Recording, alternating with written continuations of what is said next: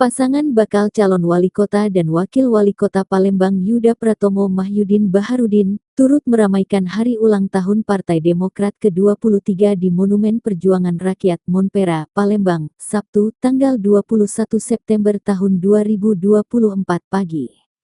Hadir Ketua DPD Partai Demokrat Sumsel C. Ujang, Sekretaris DPD Partai Demokrat Sumsel Mucendi Mahzareki, Ketua DPC Partai Demokrat Palembang Yuda Pratomo Mahyudin, Ketua Fraksi Demokrat DPRD Sumsel Muhammad F. Ridho, serta pengurus Partai Demokrat lainnya.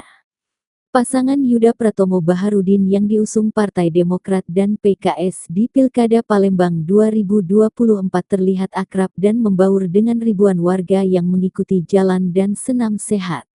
Di kesempatan tersebut Ketua DPD Partai Demokrat Sumatera Selatan, Sumsel, C. Ujang bersama bakal calon Gubernur Sumsel Herman Deru, HD, berikan potongan nasi tumpeng ke Yuda Pratomo sebagai isyarat untuk memenangkan Pilkada Palembang dan Pilgub Sumsel bagi pasangan HDCU.